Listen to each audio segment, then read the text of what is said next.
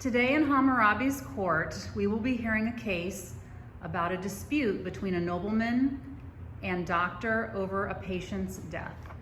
We have the judge, the doctor, and the brother.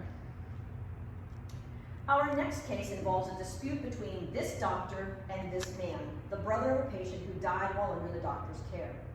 Please tell the assembly why you have a complaint against this doctor. As many of you know, my brother was a respected nobleman. A month ago, he began complaining of a pain in his right side. Did he go immediately to the doctor? No, he waited a few days. Finally, he couldn't stand the pain anymore and went to visit this doctor. And what happened when he saw the doctor? Well, the doctor told him that he would have to have an operation and to remove a growth that was causing him pain. Was the operation a success? No, it was not! My poor brother died during the operation. We feel the doctor who was responsible for my brother's death should be punished. Thank you very much. I am so sorry for your loss.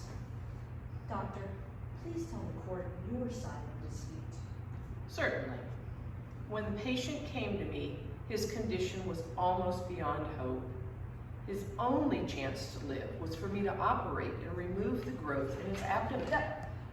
But didn't the patient die during the operation? Yes. However, if he had just come to me earlier, the growth may have been smaller and the operation might have been successful. Enough evidence has been heard for the assembly to reach a decision. Members of the assembly, you must decide whether it is appropriate to punish the doctor, and if so, what that punishment shall be. In making your decision, consider these laws from the Code of Hammurabi that you have before you. Number 1, if a doctor makes a large incision with an operating knife and cures a nobleman's disease, or if he opens a tumor over the nobleman's eye with an operating knife and saves the eye, he shall receive 10 shekels of silver. If a doctor makes a large incision with an operating knife and cures a commoner's disease, or if he opens a tumor over the commoner's eye with an operating knife and saves the eye, he shall receive 5 shekels of silver.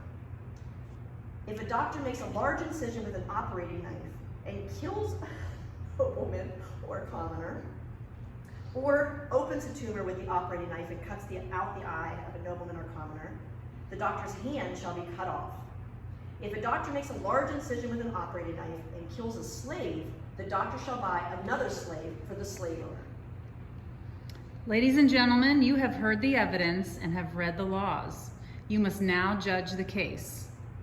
What is the legal problem in this case? What was wrong with the patient? How did the doctor try to cure the patient? And did the doctor think the patient was responsible for what happened, and why?